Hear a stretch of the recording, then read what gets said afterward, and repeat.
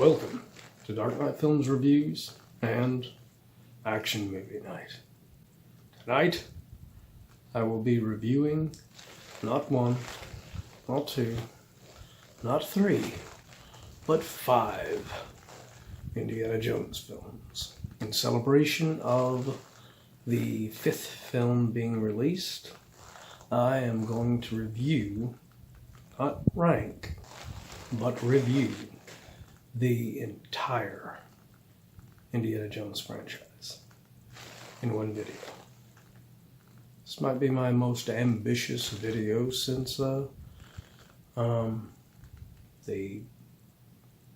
ranking all Universal Monsters movies from the 30s to the 40s. But here we go. So let's get started. Starting with where it all began.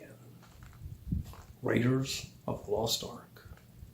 Released in 1981.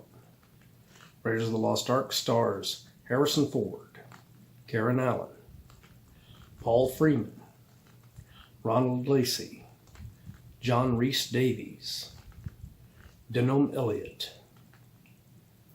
Wolf Kahler, and Alfred Molina. Now this film is, quite frankly, in my opinion, one of the greatest action-adventure movies ever made. Harrison Ford, he may have become popular as Han Solo to a lot of people. But to me, one of his greatest roles that he ever played was Indiana Jones. And part of that was because of this film, the first in the series. In Raiders,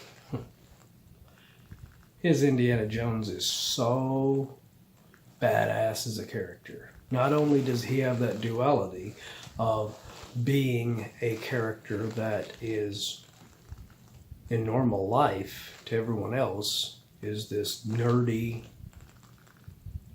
college professor. And then, when he's in adventure mode, he is just a total badass that can kick anybody's ass. And alongside him for this ride was Karen Allen as Marion Ravenwood. And she is so good in here. She never once comes off as a damsel in distress, even though the film puts her in positions where she is in that position to where Indy has to come to her rescue.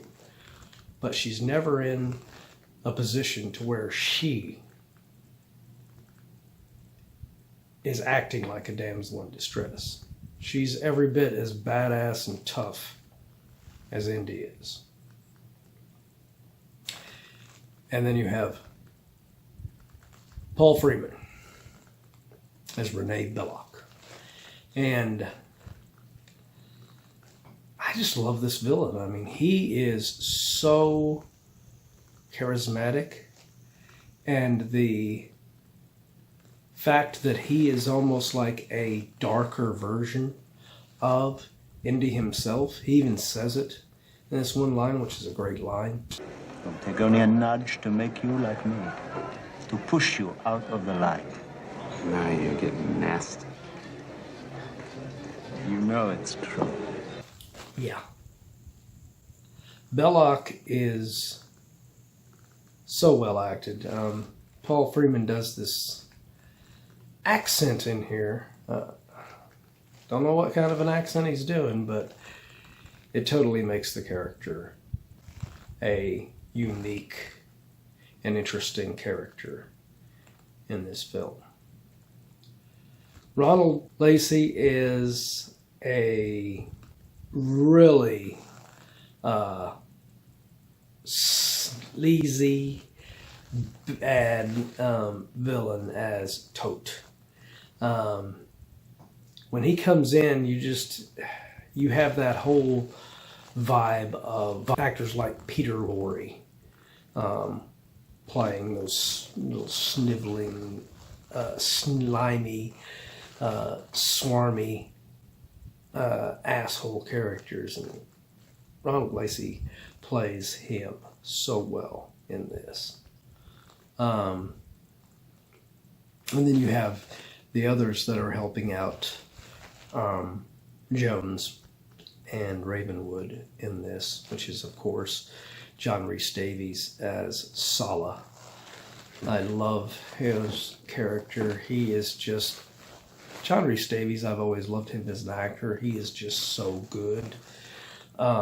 He ends up having so many great lines, like the way he makes Indy laugh when he mispronounces Belloc's name. We call him Balosh. Belloc. Belloc. Or when they open the opening in the ground to try and find the Ark, and he sees the dragon statue in there and gets scared.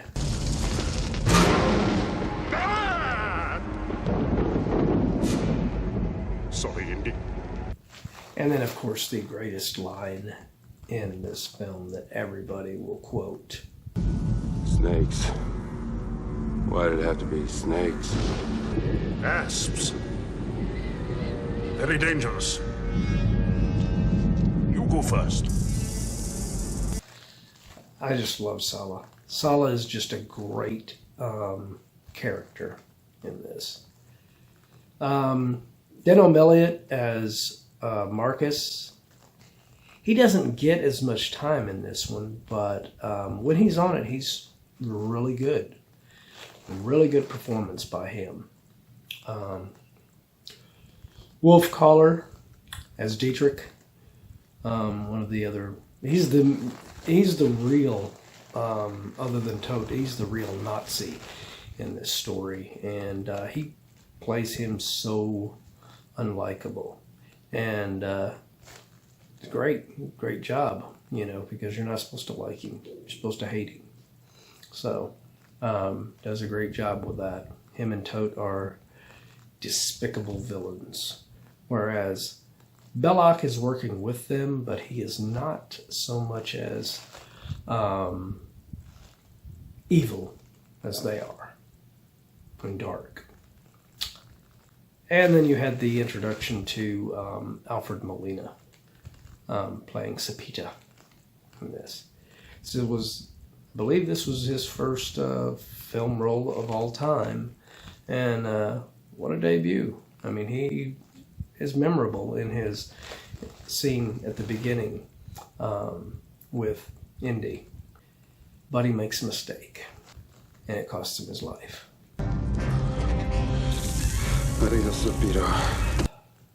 This film just has the most kick-ass action sequences you could ever want. I mean, there are numerous ones that are action set pieces that Steven Spielberg has put together in this thing that make it epic. The truck chase is one of them. And of course, the aforementioned, when they're going into the tomb to find try and find the Ark, that's a great little set piece there. Yeah, it's just such a great action adventure film. So my final review of Raiders of the Lost Ark, the film that started the Indiana Jones franchise. I will give this film a 10 out of 10. As I said, this is the greatest action adventure film of all time. So, all right. Now we're moving on to number 2. Indiana Jones and the Temple of Doom, released in 1984. Indiana Jones and the Temple of Doom stars Harrison Ford, Kate Capshaw, Ke-Huy Quan, Amrish Puri, Pat Roach, and Dan Aykroyd. And the Temple of Doom was, of course, directed by the same director as Raiders of the Lost Ark, Steven Spielberg. I'll be honest, this was a letdown when I originally saw it. And upon future rewatches, it doesn't get much better. Harrison Ford is fine in this one, but Temple of Doom, for whatever reason, just feels like it could have been any action adventurer's film. This could have been Richard Chamberlain from King Solomon's Mines or Alan Quatermain in The Lost City of Gold. This could have been one of his films. This could have been a chapter in that film series. That's how generic this one is. And it isn't helped by Kate Capshaw's Willie character. She is the most annoying, full-on damsel in distress that is not of any use, not helpful. She's totally the opposite of what Karen Allen's Marion Ravenwood was. Ke-Huy Quan's short round character, I could have lived with him as short round in there if Willie was not just some insufferable, horrible character that just is just so annoying and grates on your nerves as you watch the film. Amrish Puri as Mola Ram he's not a bad villain. It's just I just don't think this film is near as good. The Shanghai scenes at the beginning, it starts off promising, but as the film progresses, it just becomes progressively worse and worse and worse. Even the mine chase sequence in this film, it's nowhere near as great an action adventure sequence as the truck chase in Raiders or anything that happens in the later films in this series. So yeah, Dan Aykroyd has a very small blink and you miss him role in this thing near the beginning. But yeah, like I said, this film does not feel like it was even written as an Indiana Jones film. Like I said, it could have been any adventurer in this film. So I am going to give Temple of Doom from 1984. I'll give this film a 5.6 out of 10.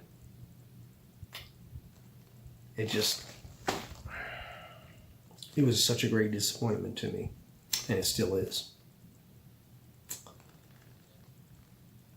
All right. Next we have Indiana Jones and the Last Crusade, released in 1989. Indiana Jones and the Last Crusade stars Harrison Ford, Sean Connery, Denholm Elliott, Alison Doody, John Rhys-Davies, Julian Glover, Michael Byrne, Richard Young, and River Phoenix. Like the previous two films, this one is directed again by Steven Spielberg. Now, this is an Indiana Jones film. From the opening moments in this thing, when you are introduced to the young Indiana Jones, played by River Phoenix, this film gives you everything you would ever want out of a Indiana Jones film. The chase sequences in that opening sequence, especially the train sequence, it is such a great sequence. Well thought out, well put together action, and well acted. River Phoenix is pretty damn good as the young Indy. When it gets to the very end, when Richard Young's character of Garth takes his hat and puts it on Kid Indy and says the line, You lost today, kid. But it doesn't mean you have to like it.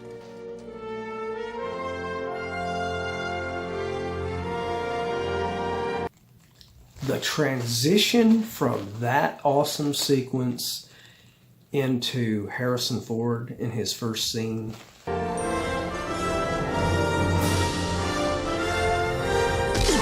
This was well done by Spielberg. The way that he transitions from young Indy to our present day at the time Indy in 1940, 1944 or something like that. Yeah, it was a great transition. And Harrison Ford is right up there with his performance in Raiders in this. It literally is Indiana Jones again. The introduction of Henry Jones Sr. with Sean Connery playing the father of Indiana Jones. My God, I saw this movie in the theaters, and the interactions between Harrison Ford and Sean Connery are so perfect in this film. Great. Great idea casting him. I mean, they have so many great lines throughout this film that you can just quote. Well, I'm sorry about your head, though, but I thought you were one of them. Dad, they come in through the doors. Good point. How did you know she was a Nazi? She talks in her sleep. 11 o'clock! What happens at 11 o'clock? 12, 11, 10, 11 o'clock, fire! Dad, are we hit? More or less. John, I'm sorry. They got us. Alison Doody as Ilsa Snyder. She's pretty close with Marion. She is a great character. She does have that twist, though, that she does end up betray Indy in this and everything, and turns out to be a bad character, which was good. I mean, because you don't want to just have the same thing. You definitely don't want to make the same mistake you made with the Temple of Doom. And I think Spielberg realized that, and he knew he had to come up with a unique female character in this. And I think Alison Doody does a great job in this role. All I have to do is squeeze. All I have to do is scream. Returning characters, of course, with John Rhys-Davies and Denholm Elliott as Sala and Marcus are excellent. I think they are, well, Marcus gets a lot more to do in this film, which was great. And he was entertaining as hell as the character. Care to wet your whistle, Marcus? I'd rather spit in your face. But as I haven't got any spit. Henry, the pen. What? But don't you see? The pen is mightier than the sword. And of course, Sala. I mean, John Rhys-Davies was perfect in this film.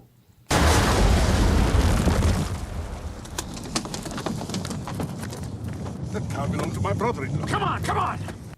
Julian Glover as Donovan. He is really close with Renee Belloc for me as really good characters in this that turn out to be questionable and everything. I love his line to Indy. He's very similar to Belloc in a way, but when Indy mentions the whole, working with the Nazis and everything. The Nazis? Is that the limit of your vision? The Nazis want to write themselves into the Grail legend. Take on the world. Well, they're welcome. But I want the Grail itself. The cup that gives everlasting life. Michael Byrne plays Vogel. Now, he is your typical gruff, mean Nazi character in this, and it wouldn't be an Indiana Jones film without a badass Nazi in there like this character. And Michael Byrne plays him really well in this. He is good in his role in here. So, yeah. The action sequences in this are, they have a lot of really great action sequences, very similar to Raiders of the Lost Ark. And Spielberg just puts it together so well. It is such a well done film. The greatest action sequence in this film is, of course, the tank chase where Indy's trying to get his dad out of the tank. And man, I didn't think you could up and make a better action sequence than the truck chase in Raiders, but that sequence, it pretty much does it. It's its own thing. It's different enough to where it stands out. Great film this is, and the finale is just so pleasing in this film. Indiana. Let it go. So, my final rating for Indiana Jones and the Last Crusade from 1989. I will give this one a 10 out of 10 again.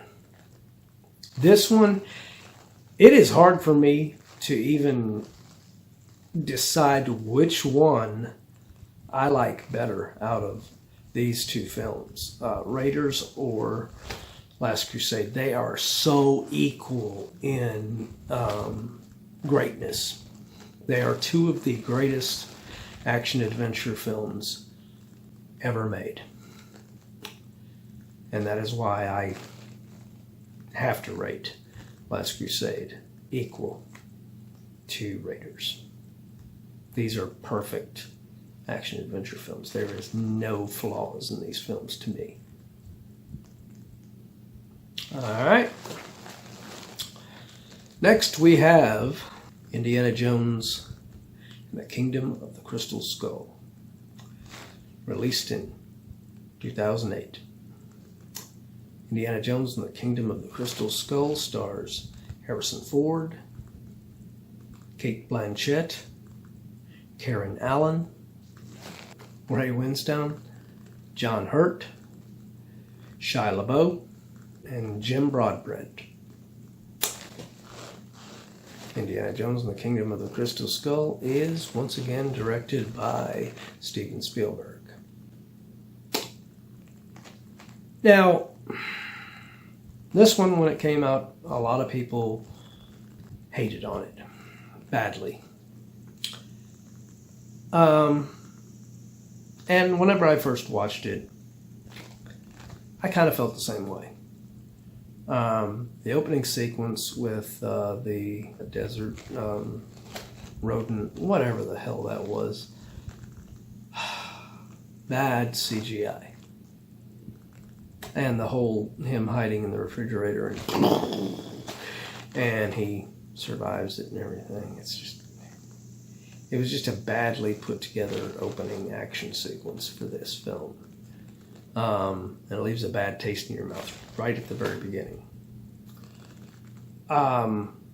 But, you know, as the film progresses, when you're introduced to Ray Winstone's character of Mac and everything, and eventually Karen Allen's Marion comes back in, and everybody complains about Shia LaBeouf in this, which I didn't have a problem with Shia LaBeouf. I thought he was fine in this as Mutt Williams.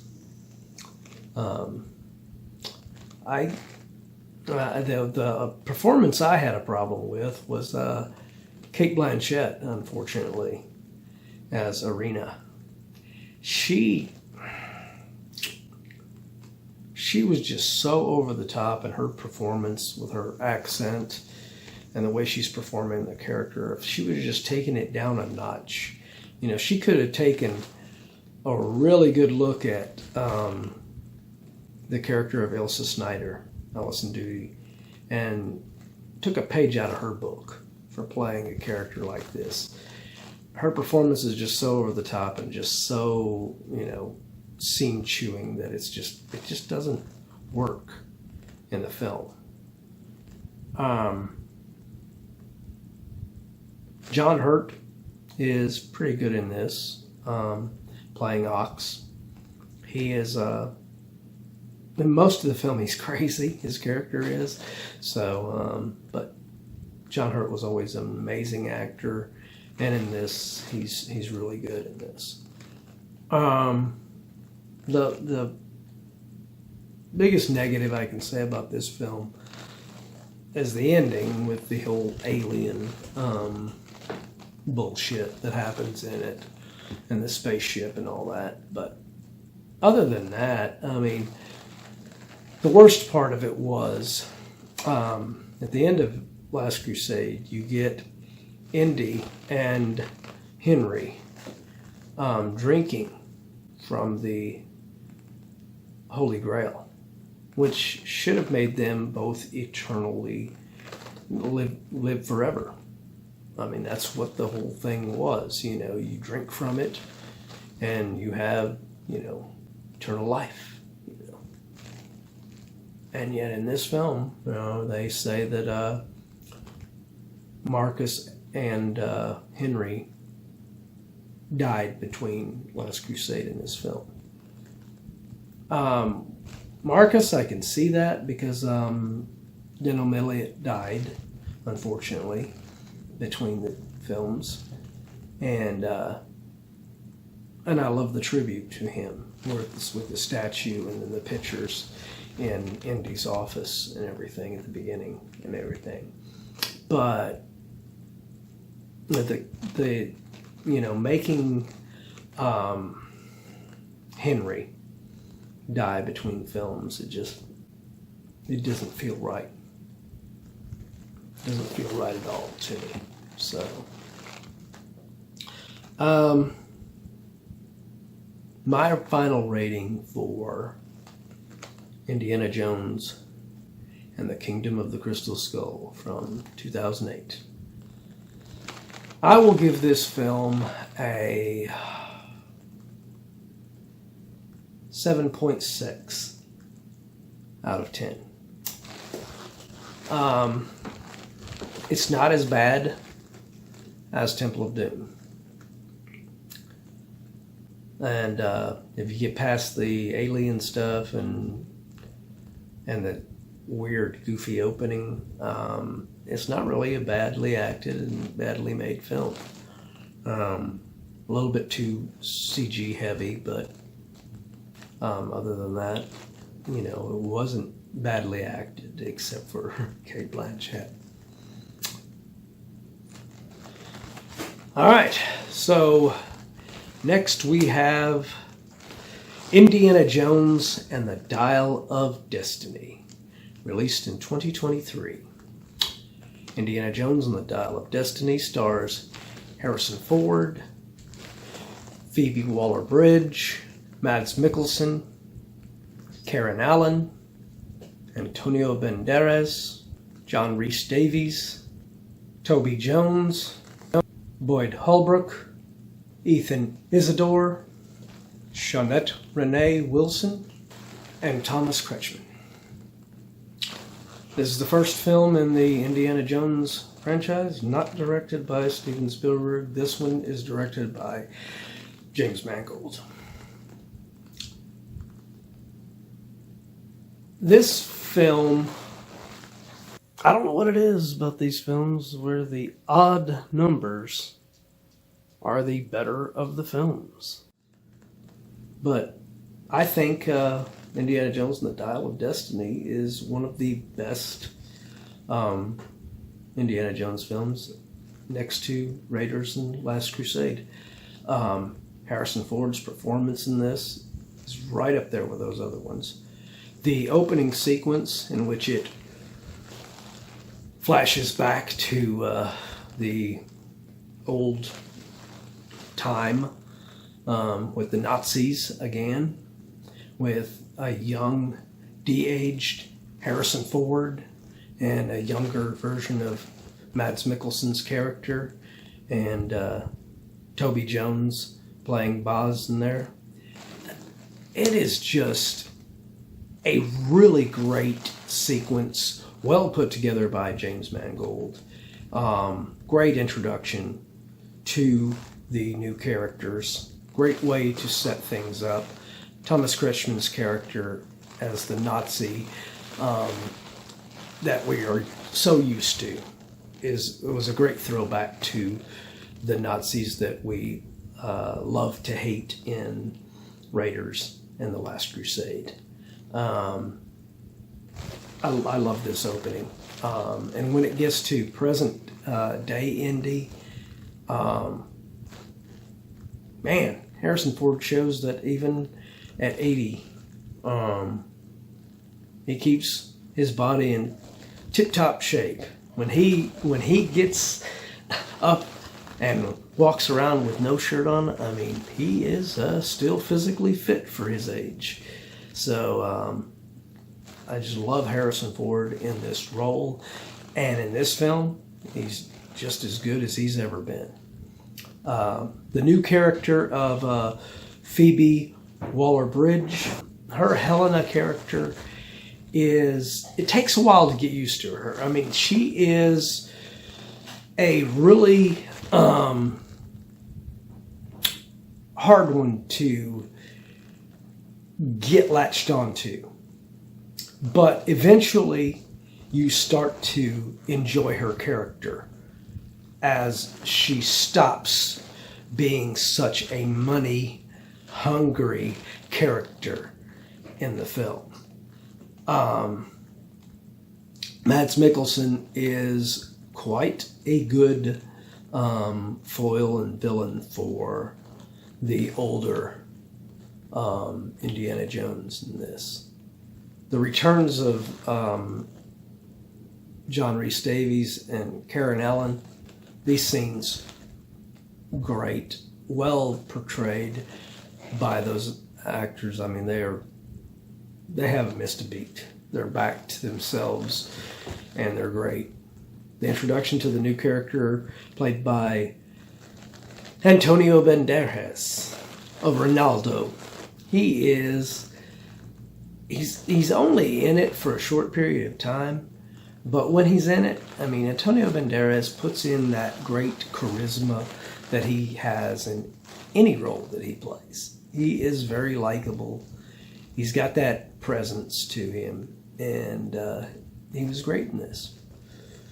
As far as other villains, we have Boyd Holbrook as Kleber, and yeah, he was despicable. You just could not wait for him to finally get his in this film, which that's good. If you're going to have a villain in there, you want your villains to be despicable like that. And I think Mads Mikkelson and Boyd Holbrook did a great job in their roles in this film. Ethan Isidore as Teddy. He's just a young kid, and I think he's... now this is how you do a young kid. This was much better done than what Short Round was in Temple of Doom. This kid's really likable. He does make mistakes and get the characters in trouble, but well played by this young actor. Good job in this film. I think, even though there is a new director with a great director at that, with James Mangold directing this, I think Indiana Jones and the Dial of Destiny is a worthy successor to Raiders and the Last Crusade as one of the better of this series. I am going to give Indiana Jones and the Dial of Destiny from 2023. I'm going to give this film a 9.4 out of 10. I don't think this one is as great as Raiders of the Last Crusade, but it is damn close. Anyway, what do you guys think of the Indiana Jones movies? Which one of these films is your favorite? Well, let me know in the comments down below. Where would you rate these films from 1 to 10, each one of them? Let me know in the comments down below. I'm curious. And if you enjoyed this special tribute to Indiana Jones, do not forget to hit that like, share, and subscribe button, because it really does help this channel out a lot. And don't forget to hit that bell icon to be notified when new videos go up. So, another action movie night is down, and I hope you will join me tomorrow for another video game night. Thanks for watching.